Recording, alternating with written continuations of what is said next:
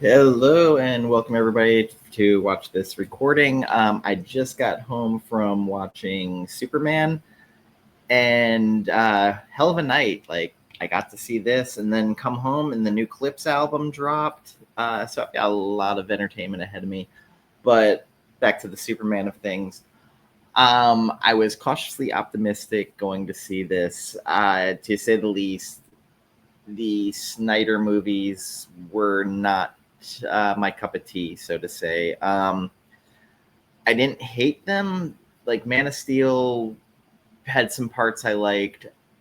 I didn't like the Jonathan Kent of things and how he was written so emo.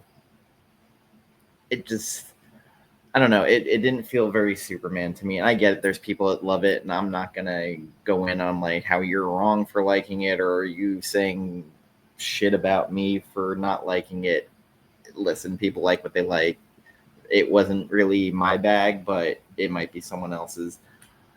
This, I right away, it got me because they didn't do the whole origin intro shit. Like, they're like, hey, by the way, 30 years ago or whatever, this planet blew up, and then, he landed on Earth. Then 3 years ago, he grew up and became Superman. And then 3 months ago, something, and then it was like 3 hours ago, he fought the Hammer of uh, Borgovia or whatever it was, and he was beaten for the first time, and then he lands in Antarctica, and we've seen it in the trailer with him whistling for Crypto, and then Crypto pouncing on him, and right away, like, you just start laughing because of how kind of silly and fun it is, like seeing this little pooch just knocking the shit out of him and pouncing on him, and then dragging him to the fortress.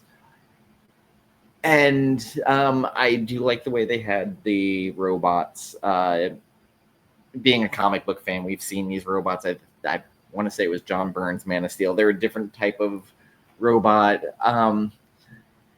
This movie had a lot of whimsy to it. It was lighthearted. It was what you kind of wanted out of a Superman movie. Maybe a little bit more yucksterish. There was a lot of laughs, and I think I liked it. It broke up somewhat of the action and added a little break in now and again with the banter. I thought, oh my god, I'm sorry. It's like almost one. It's 1 a.m. here, and I'm like trying to think up names. Rachel Brosnahan. Oh my god.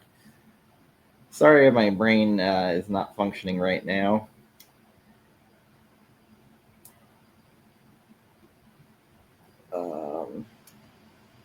Jeez. Sorry. I wanted to make sure I said everybody's name correctly. Okay.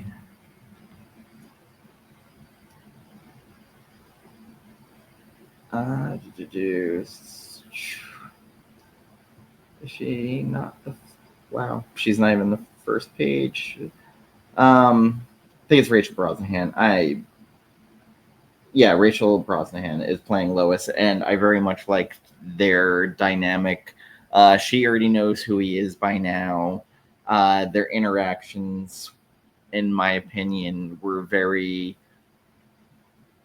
bouncing off of each other well. Like she played the ballsy, very much reporter, challenging him. And then, we saw some of the big tentpole scenes in the trailer, but the trailer didn't really give a whole lot away. I immediately started laughing the minute Guy Gardner shows up, and I could not stop laughing. It's just that Mo Howard haircut they gave him, and is being a Buffy fan. It was really, I always love seeing. Oh my god, why am I going brain dead on everything right now. Oh. Nathan Fillion. Sorry, like I said, it's 1 a.m. and I'm trying to process all this information.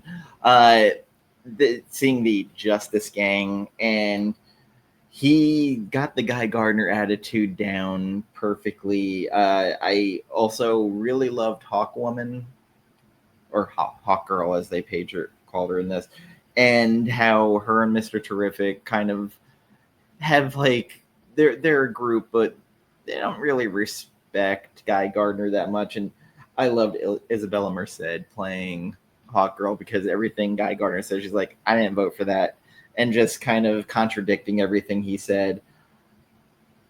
I got very excited when I saw the engineer in this. For comic book fans, the engineer was a member of the Authority from Image Comics, which got co-opted by DC when they bought the Wildstorm, Jim Lee's former studio. And seeing the actress that played her, Maria Gabriela de Faria, she in... Sorry.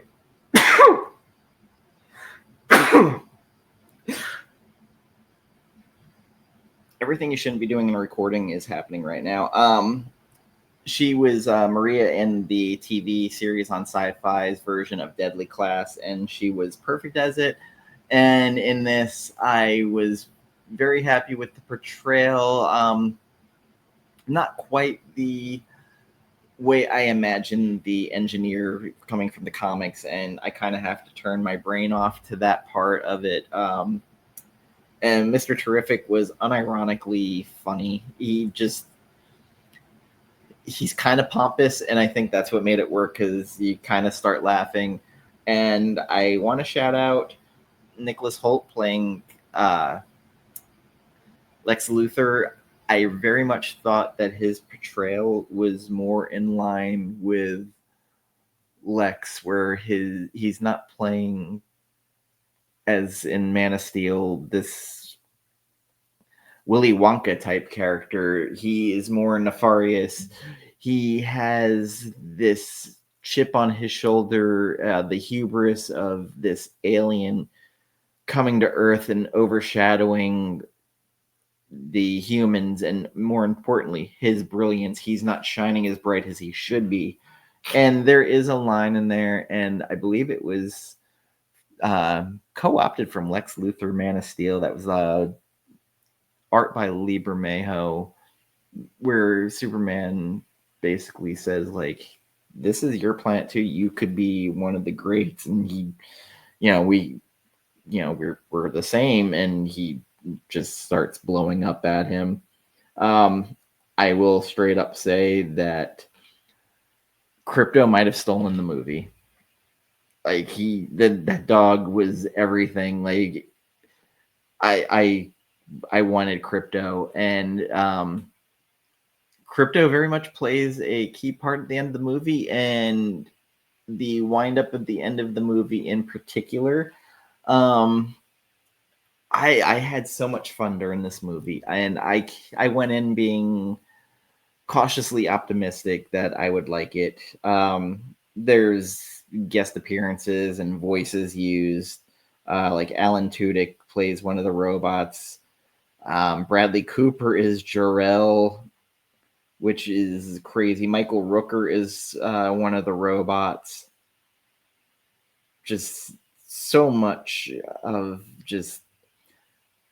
I enjoyed so much of it, and I'm kind of at a loss for words. And also, like, Bunk from The Wire is in this, playing Perry White, which is fantastic. And I also love Jimmy Olsen in this. Jimmy Olsen was very, very funny, and it was a different take on Jimmy Olsen, and I very much enjoyed it.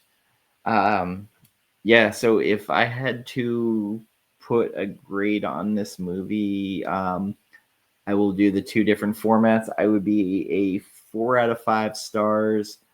And if it was out of 10, I'm at like a solid 8.5, 9 out of 10. I go see it. I saw an IMAX, and to be honest, like, Gambit and two of my other friends were there, and we were like, kind of want to go see this again. And I haven't said that about a lot of movies in a while, that I had that much fun that I was like, you know what, I really I want to see it again.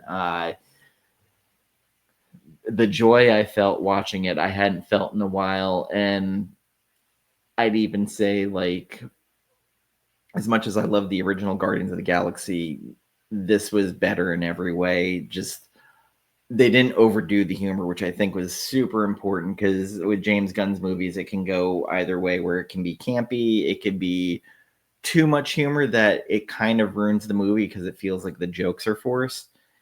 And to me, this movie felt like it was made out of love for the character, and definitely the vibe of Christopher Reeve's Superman from in Richard Donner's. And I also wanted to shout out David Cornsweet, the actor playing Superman. He did great changing of body language, and even how he was speaking between Clark and Superman. It was something that I very much appreciated. It was just like little things here and there. Um, Also, something that don't focus much in a lot of the older movies is him as the reporter. There was a good amount of like the Daily Planet back and forth stuff about his article, and also when he sorry, when he allows Lois to interview him as Superman, which goes sideways on him, and we kind of learn about his takes on social media. I'm not going to spoil it. It's funny, but the movie just had a lot of heart. It just, even the stuff, they do end up in Smallville for a little bit. I don't think that's really a spoiler because we've seen it in the trailer, but it just added that extra oomph that I did not feel from Man of Steel, especially with Pa Kent. So that is my quick thoughts. Well, not too quick because this is almost 13 minutes long. But this is a strong go out and watch in the theater. Don't wait for streaming. I couldn't be more happy walking out of that theater, and to have all of us over the moon about this movie should tell you a lot. And I'm not exactly the most optimistic viewer when I go to see movies, so for me to have these vibes and feelings is pretty big. But anyway, go to the movies, go watch it. I don't think you will be sad watching it. And if you're skeptical, it's worth it. Go give it a try, especially in IMAX. Definitely, I recommend going to see it in IMAX. Take care, everybody. Bye bye.